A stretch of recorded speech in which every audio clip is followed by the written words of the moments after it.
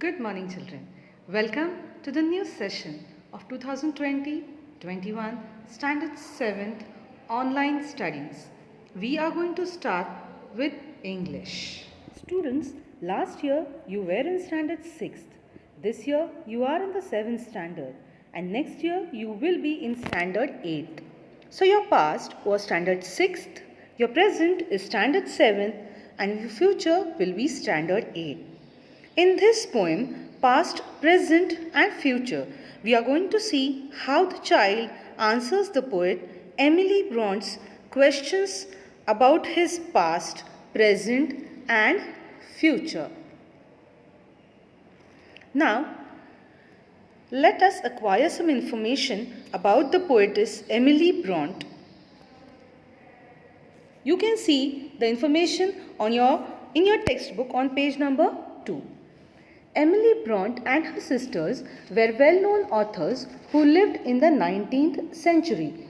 Emily Bronte uses nature to talk about her thoughts, feelings, and ideas in many of her poems. This poem about time is presented in the form of a dialogue between the poet and a happy child. So let us start with the poetry 1.1 Past, Present and Future by Emily Bronte.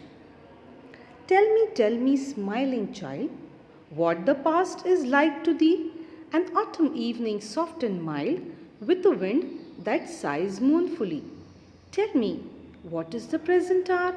A green and flowery spray, where a young bird sits gathering its power to mount and fly away. And what is the future, happy one?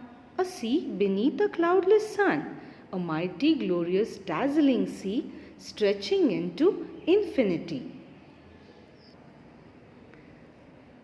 In the first stanza, the poet asks the smiling child what the past is like to him, on which the child replies that the past is like an autumn evening, which is soft and mild, with the wind that sighs or moves sadly means slowly. From these lines, we can also make out that the child thinks about his past as a pleasant time which has ended. Even you must be having some sweet memories of your past years, right? Which you know won't be coming back.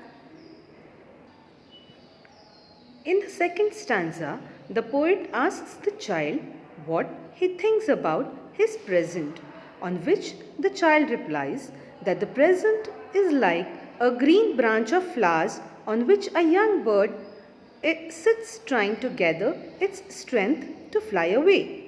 We can also say that it implies or it means that the child thinks that the present is a time full of life in which you have to gather strength for your future to fulfill your aim in life.